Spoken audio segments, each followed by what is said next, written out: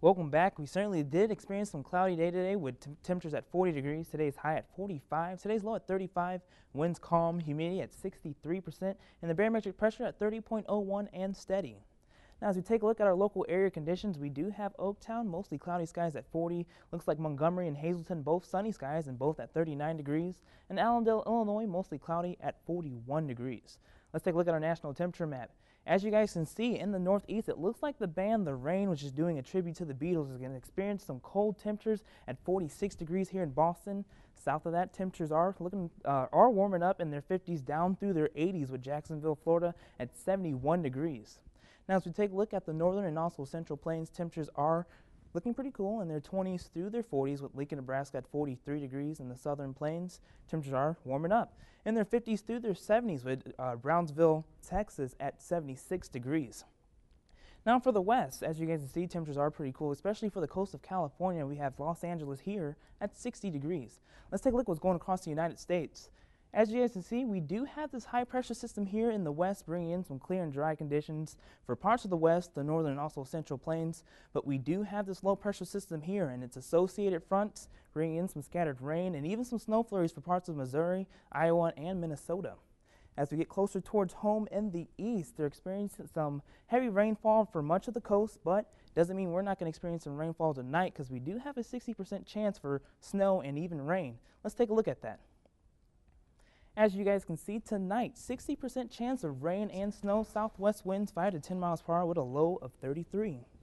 Then for tomorrow, partly sunny skies, west-northwest winds 15 to 20 miles per hour with a high of 41.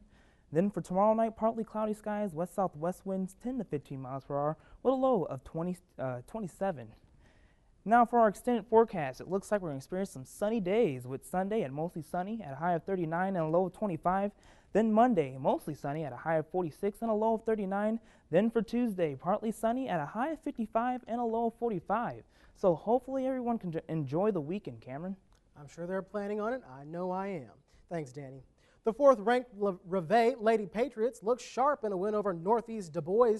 Mitch Columbia is here now with more. Hey, Mitch. Cameron, the Lady Patriots handcuffed the visiting Jeeps with pressure all night. I'll have the highlights from the game when New Center 22 returns.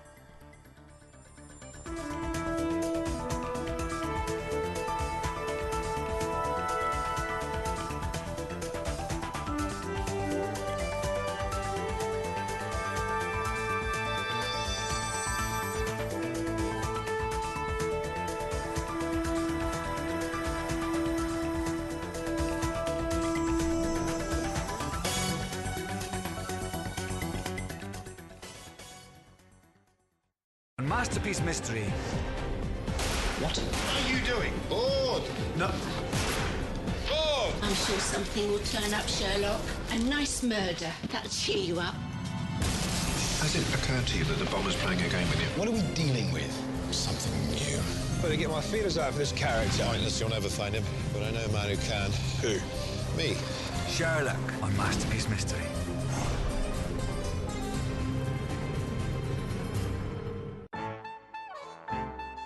Next time on Antiques Roadshow, treasures from the American Northwest are in the spotlight. This one is the king. It's one of the best baskets like that any of us have ever seen. Oh my God! Whoa! That's a shock to me. Don't miss our visit to Eugene, Oregon, next time on Antiques Roadshow.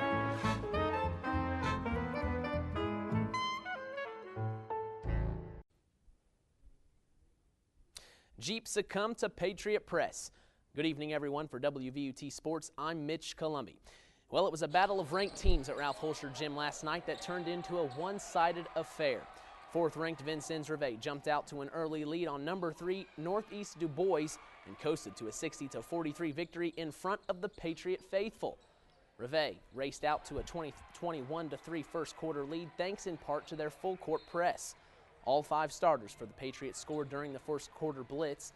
The Jeeps managed to narrow the gap to 7 points late in the third quarter, but could not overcome the hosts' fast start. Elizabeth Keller and Ellie Herman led the way for Reveille with 16 points and 15 respectively. Reveille is back in action next Wednesday when they host Wood Memorial. At Alice Arena, Vincennes Lincoln didn't have any answers for Mount Carmel's Tyra Buss. The sophomore guard went off for a game-high 43 points as the Lady Golden Aces beat the Alices 77-53. Buss, who averages 36 points per game, scored 29 in the first half as Mount Carmel built a 17-point lead at the break. Haley Carmine netted 15 for the Alices, who dropped to 6-13 overall and 0-5 in the Big 8 Conference. Allie Bobe had a double-double with 13 points and 10 rebounds, and Tedra Taborn scored 13. Lincoln plays at South Knox next Tuesday. Elsewhere, North Knox battled second-ranked Bar Reeve on fairly even terms before falling 40-31 at the Warrior Gym. The victory clinched the Blue Chip Conference title for the undefeated Lady Vikings. Maria Gugliotta led North Knox with 14 points and 9 rebounds. The Lady Warriors play at Washington tomorrow night. At Lagodi, South Knox lost to the host Lions 53-46 in double overtime. Samantha Scott scored 20 points, and Andrea Scott had 16 points and 15 rebounds for the Lady Spartans. There are 3 games on tonight's boys high school basketball schedule. Vincennes Lincoln welcomes Evansville Harrison to Alice Arena. The Warriors are 10-3 overall and have 3 players scoring in double figures. Vincennes Reveille will be looking to break a 4-game losing streak when they host Tecumseh. The Braves also come in looking to snap a 3-game skid. And at North Knox, the Warriors welcome Washington Catholic in for their homecoming. South Knox has the night off. The Spartans play at Linton tomorrow night. The Indiana Hoosiers' struggles at Wisconsin continued last night as IU dropped a 57-50 decision to the Badgers. Ben Brust led Wisconsin with 13 points off the bench. Ryan Evans finished with 12 points, and Jordan Taylor and Mike Bruzewitz added 10 points apiece. Cody Zeller struggled with foul trouble most of the night and scored just 7 points on 2 for 7 shooting. Verdell Jones and Christian Watford led the Hoosiers with 12 points each. Indiana is back in action on Sunday to host Iowa. The Indianapolis Colts introduced new head coach Chuck Pagano to the media on Thursday. The 51-year-old Pagano comes to the Colts after spending 4 seasons as an assistant coach with the Baltimore Ravens, this past season as defensive coordinator. Improving a Colts defense, which ranked in the lower half of the NFL, will be his focus this offseason. Pagano says his goal is put players in a position where they can succeed. Our motto is simple me, complex you. So to say, I'm a 3-4 guy, we want to build a defense that is really flexible.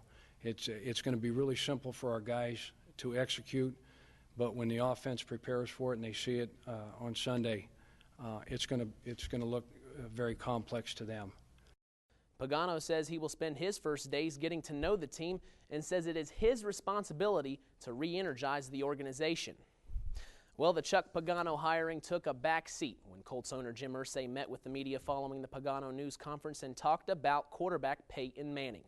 Irsay was critical of Manning's comments to the Indianapolis Star on Monday, in which the quarterback expressed dismay over the ongoing house cleaning that has claimed much of the team's coaching staff, as well as Vice Chairman Bill Polian.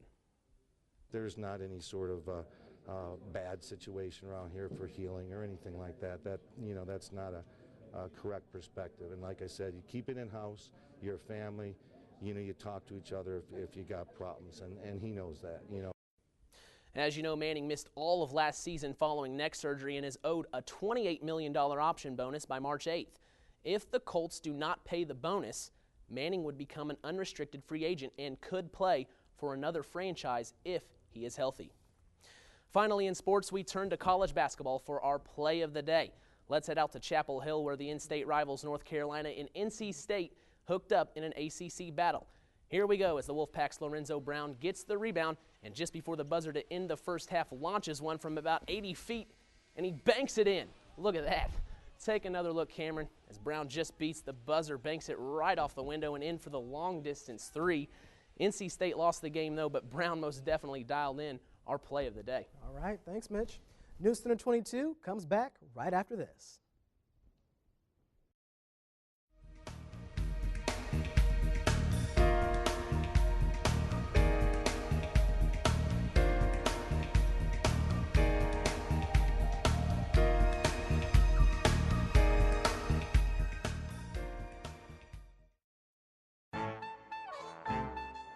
Hi, I'm Mark Wahlberg in Houston, Texas.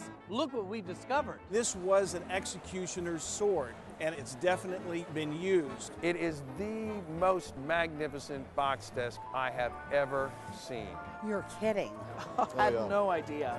Wow. Don't miss these antiques and more next time on Antiques Roadshow from Houston, Texas.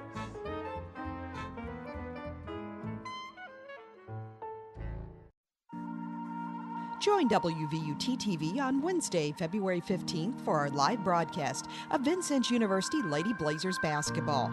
The Lady Blazers will host Three Rivers Community College with the tip-off at 7 p.m.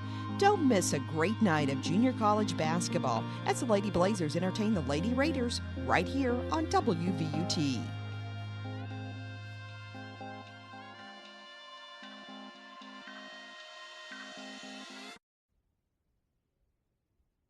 Officers in Modesto, California got a crash course in wrangling horses Thursday. A pony got loose and led cops on a chase. They finally caught up to him, and that's when the hard work began. Andrea Minetti has the story.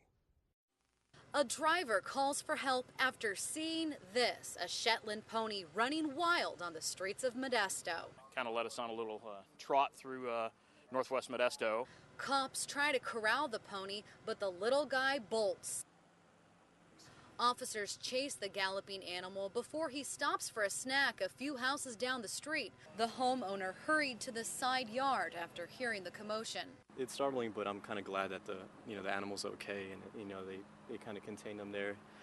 How the house is situated, he's kind of boxed in there. Surrounded by a trio of cop cars, the pony munches on hay college students delivered, while animal control officers plan their next move.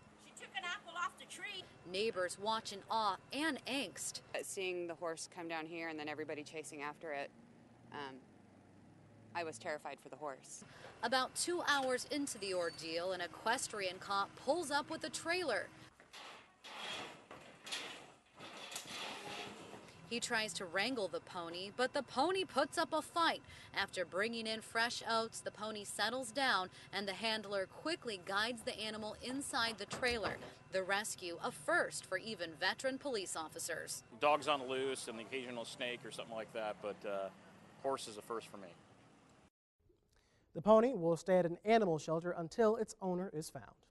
And that is all for this evening. For Danny Taborn and Mitch Columby, I'm Cameron Riddle. Thanks for watching, and have a great weekend.